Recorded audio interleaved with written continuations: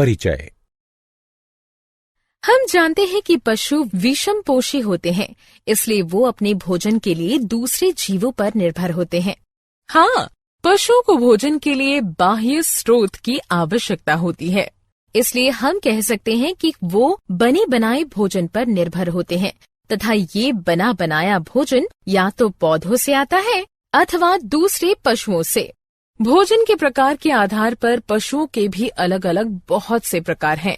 हाँ अंकिता, बहुत से पशु सिर्फ पौधों को जैसे घास या पौधों की पत्तियों को खाते हैं, जबकि कुछ पशु पशुओं को ही खा लेते हैं। बड़ी मछली छोटी मछली को खा लेती है, चिड़िया कीड़े मकोड़ों को खाती है, सर्प मेंढकों को खाते हैं और कुछ कीड़े मरे हुए पशुओं का शरीर खाते हैं। लेकिन जब हम इसे नजदीक से देखते हैं तो पाते हैं कि पृथ्वी पर उपस्थित सभी जीव जंतु भोजन के लिए प्रत्यक्ष अथवा अप्रत्यक्ष रूप से सूर्य पर ही निर्भर होते हैं। पौधे सूर्य की ऊर्जा का प्रयोग करके प्रकाश संश्लेषण द्वारा भोजन बनाते हैं, जो उनके द्वारा जीवन बनाए रखने के लिए प्रयोग में लाया जाता है। दूसरी तरफ पौधे भी शाकाहारी अथवा सर्वाहारी जीवों द्वारा खा लिए जाते हैं और मांसाहारी अपने भोजन के रूप में शाकाहारी जीवों को खा लेते हैं। इस तरह हम देखते हैं कि ये सूर्य की ही ऊर्जा है जो पौधों और पशुओं को भोजन प्रदान करती है। उद्देश्य। इस पाठ के अंत में आप निम्न करने में सक्षम हो जाएंगे। पशुओं में पोषण को समझ सकेंगे। भोजन के आधार पर पशुओं के प्रकार जान जाएंगे। होलोजोइक पोषण को समझ सकेंगे। होलोजोइक पोषण के विभिन्न चरणों को जान जाएंगे। मनुष्य में पोषण को समझ सकेंगे। पाचन तंत्र के विभिन्न अंगों के बारे में जान जाएंगे। मुख द्वार, मुख गुहा, ग्रसनी, ग्रासनली, अमाशय, क्षुद्रांत, बृहदांत्र और गुदा की संरचना तथा कार्य प्रणाली को समझ सकेंगे।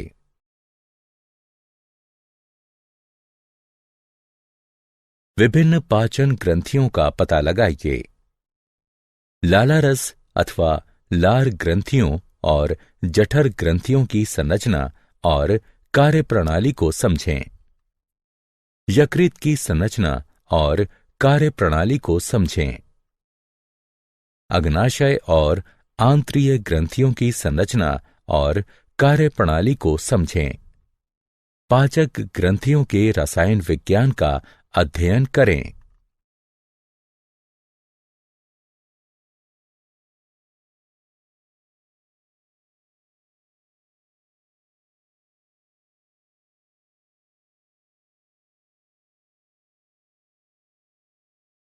पशुओं के प्रकार।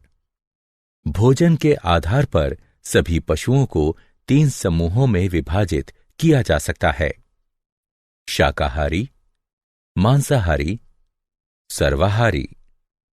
जैसा कि हम पहले ही चर्चा कर चुके हैं, वो पशु जो सिर्फ पौधों को खाते हैं शाकाहारी कहलाते हैं। वे घास, पत्तियां, अनाज, फल या वृक्ष की छाल खा सकते हैं। उदाहरण: बकरी, गाय, भैंस, भेड़, हिरन, ऊंट, गधा, बैल, हाथी, बंदर, गिलहरी, खरगोश, टिड्ढा और दरियाई घोड़ा। ठीक उसी तरह वो पशु जो सिर्फ दूसरे जीवों को खाते हैं मांसाहारी कहलाते हैं, जैसे शेर, चीता, मेढक, गिद्ध, किंगफिशर, छिपकली, भेड़िया, सर्प और बाज। इनके अलावा वो पशु जो पौधों और पशुओं दोनों को खाते हैं सर्वाहारी कहलाते हैं। उदाहरण: मनुष्य, कुत्ता, कौवा, गौरैया, भालू, मैना और चींटी।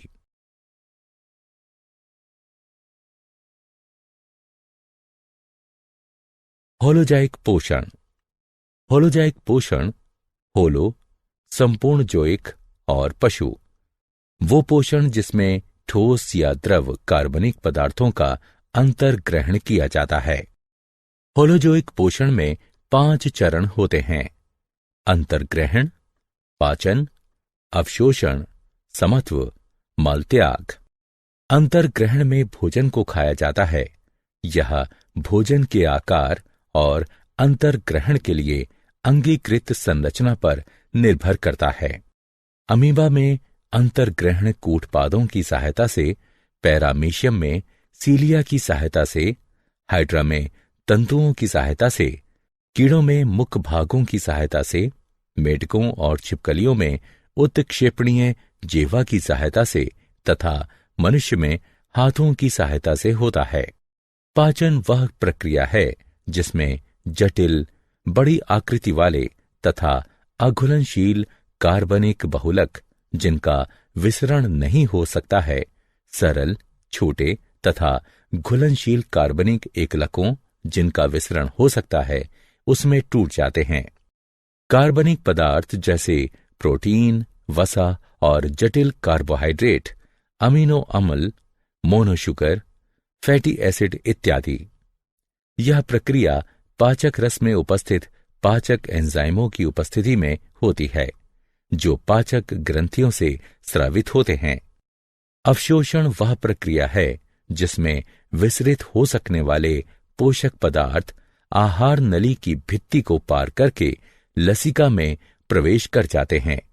अवशोषण में भौतिक प्रक्रियाएं जैसे विसरण और परासरण तथा सक्रिय प्रक्रियाएं जैसे ग्लूकोज और अमीनो अम्लों का सक्रिय परिवहन दोनों होती हैं।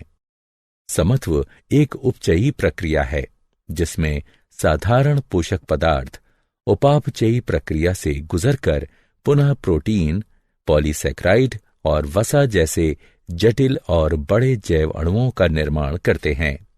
यह नए बने हुए बड़े जैव अणु वृद्धि और शरीर के ऊतकों की मरम्मत में सहायता करते हैं। मल त्याग वह प्रक्रिया है जिसमें भोजन का वह भाग शरीर से निकल जाता है जो पचता नहीं है। वह सारा भोजन जो हम खाते हैं हमारे शरीर में नहीं पचता है। भोजन का एक भाग शरीर में ही बचा रह जाता है जिसका उपयोग शरीर द्वारा नहीं किया जा सकता, इसलिए यह भाग शरीर के मल के रूप में अलग हो जाता है। मनुष्य में पोषण। मनुष्यों में पोषण उसके पाचक तंत्र द्वारा होता है। मनुष्य के पाचक तंत्र के विभिन्न अंग निम्न हैं: मुख द्वार, मुख गुहा, ग्रसनी, ग्रासनली, आमाशय, क्षुद्रांत्र, बृहदांत्र, मलाशय, गुदा।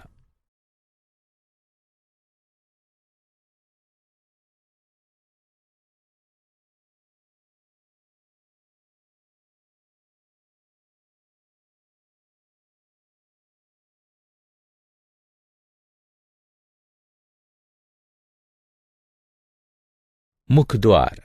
मुख द्वार एक अनुप्रस्थ छिद्र होता है जो चलनशील ओष्ठों से घिरा होता है। इसका मुख्य कार्य अंतर्ग्रहण है।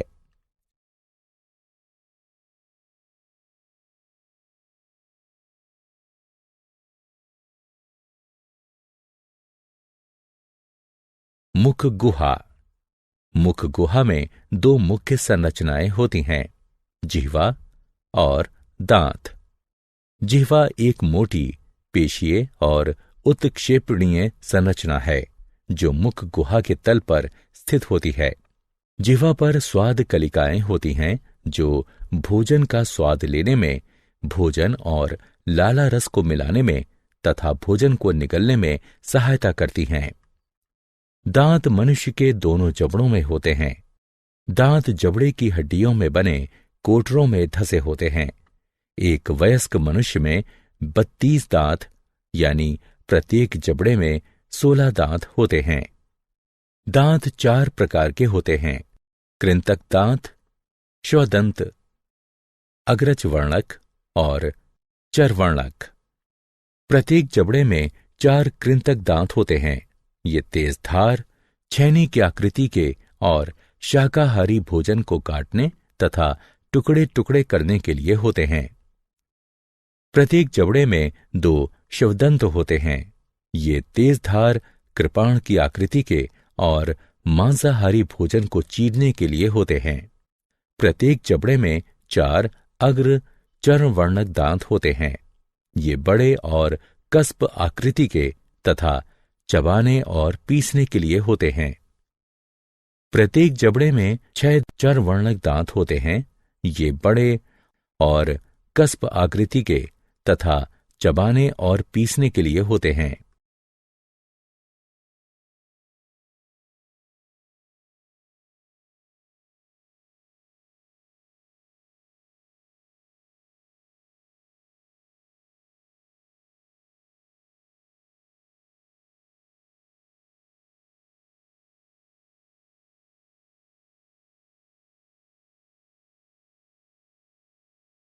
ग्रसनी।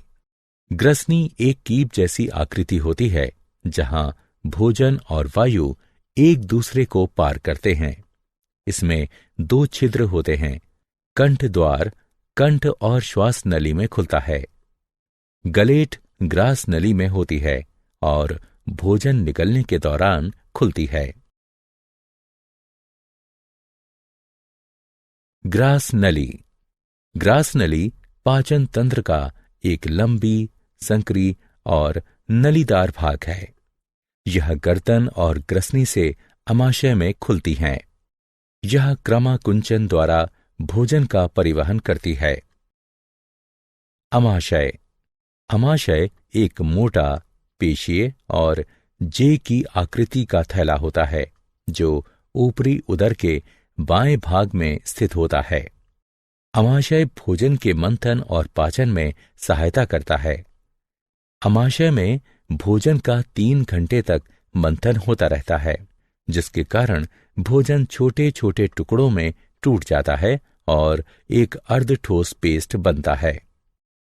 अमाशय की भित्ति में 3 नलीदार ग्रंथियां होती हैं, जिनसे जठर रस स्रावित होते हैं।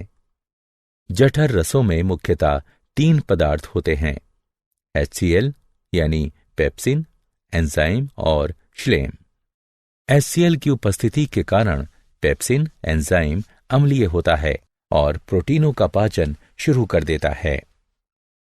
श्लेम अमाशय की भित्ति को उसी के द्वारा स्रावित HCl अम्ल से बचाता है। अमाशय की पेशीय भित्ति भोजन और जठर रसों को एक दूसरे में मिश्रित करने में सहायता करती है। क्षुद्रांत्र। क्षुद्रांत्र आहार नली का सबसे बड़ा भाग होती है। एक वयस्क मनुष्य में यह लगभग 6.5 मीटर लंबी होती है।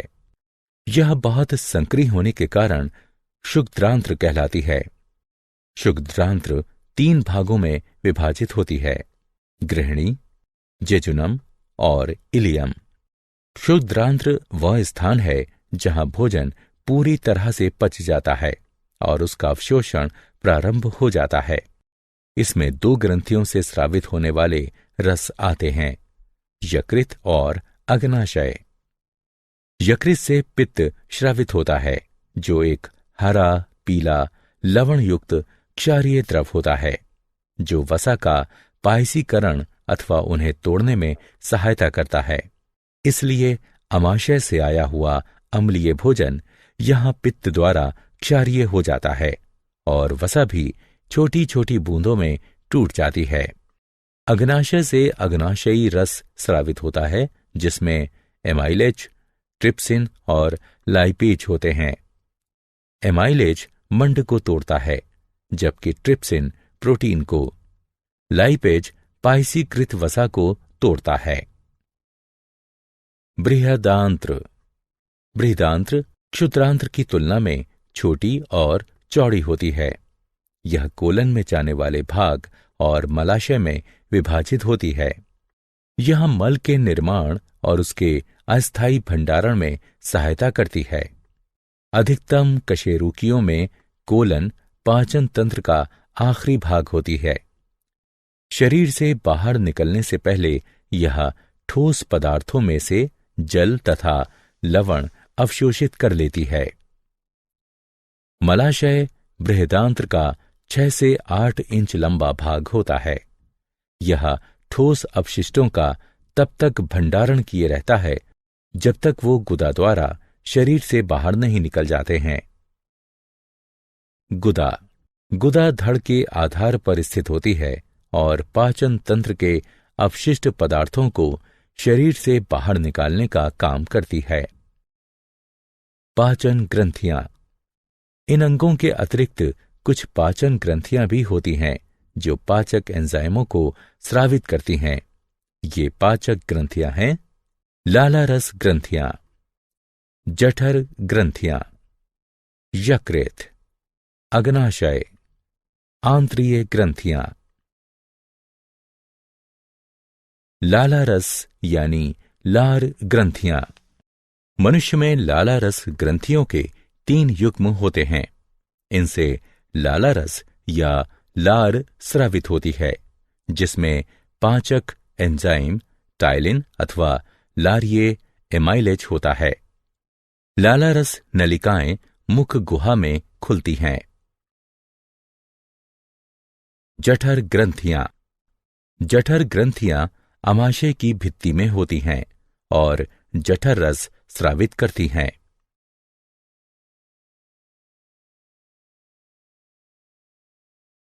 यकृत। यकृत उदर के ऊपरी भाग में दाईं ओर स्थित लाल भूरी लोब्यूलेटेड ग्रंथि है, जिससे पित्त रस स्रावित होता है।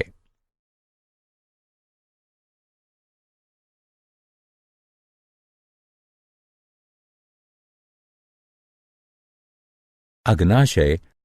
अग्नाशय अमाशय के ठीक पीछे स्थित पीले रंग की ग्रंथि है, जिससे अग्नाशयी रस स्रावित होता है। अग्नाशयी नलिका के द्वारा अग्नाशयी रस क्षुद्रांत्र तक पहुंचता है। आंत्रीय ग्रंथियां। आंत्रीय ग्रंथियां क्षुद्रांत्र की भित्ति में स्थित होती हैं और इनसे आंत्रीय रस स्रावित होता है, जिसे सक्कस एंटेरिकस भी कहते हैं। मनुष्य के पाचन तंत्र में कार्य करने वाले एंजाइम। लाला रस में लारिये एमाइलेज होता है, जो मंड को शर्करा में तोड़ देता है। HCl की उपस्थिति में पेप्सिन प्रोटीन का पाचन करता है। पेप्सिन अम्लीय माध्यम में ही सक्रिय हो पाता है। यकृत यानी पित्ताशय का पित्त वसा का पाचन करके उसे फैटी एसिड में तोड़ देता है। यह भोजन को क्षारीय माध्यम में परिवर्तित कर देता है। एमाइलेज मंड को पचाता है। अग्नाशय से ट्रिप्सिन प्रोटीन को पचाता है। अग्नाशय से लाइपेज पाइसीकृत वसा को तोड़ता है। अग्नाशय से दांतों का क्षय। दांतों के क्षय के कारण दंतवल्क और दंत धातु धीरे धीरे मुलायम हो जाते हैं। जब जीवाणु शर्करा को पचाकर अम्ल का उत्पादन करते हैं तो वो अम्ल दंतवल्क के लवण को नष्ट कर देता है और दांतों का क्षय प्रारंभ हो जाता है। भोजन कणों के साथ साथ बहुत से जीवाणु भी दांतों की सतह पर चिपक जाते हैं और दांतों पर मैल के रूप में जम जाते हैं, जिसे प्लाक कहते हैं। लार अम्ल को प्रभावहीन करने के लिए दांतों की सतह तक नहीं पहुंच सकती, क्योंकि दांत प्लाक से घिरा होता है। भोजन के बाद ठीक से दांत साफ करने से जीवाणुओं द्वारा अम्ल का उत्पादन शुरू करने से पहले ही प्लाक हट जाता है। यदि उपचार नहीं किया जाता है तो ये अति सूक्ष्म जीवाणु मसूड़ों को संक्रमित कर सकते हैं तथा सूजन पैदा कर सकते हैं। क्या आप जानते हैं, मनुष्य में वर्मीफोर्म, अपेंडिक्स, क्षुद्रांत्र और वृहदांत्र के जोड़ पर स्थित एक अवशेषी नलिका है। वर्मीफोर्म अपेंडिक्स की लंबाई का बढ़ना और उसका सूजना अपेंडिसाइटिस कहलाता है। जठरीय पाचन में लगने वाला समय भोजन की प्रकृति पर निर्भर करता है। कार्बोहाइड्रेट के पाचन के लिए यह 1 से 2 घंटे का होता है, जबकि वसा के पाचन के लिए 5 से 6 घंटे का होता है। सारांश। आइए हमने जो कुछ सीखा है उसे संक्षेप में दोहराएं। विषमपोषी जीव अपना भोजन स्वयं नहीं बना सकते और अपने भोजन के लिए दूसरे जीवों पर निर्भर रहते हैं।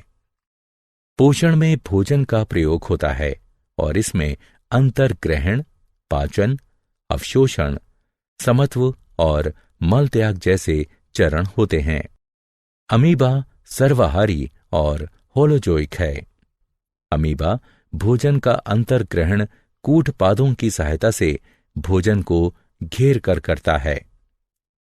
अमीबा में पाचन अंतःकोशिकीय तथा खाद्य रिक्तिका के अंदर होता है।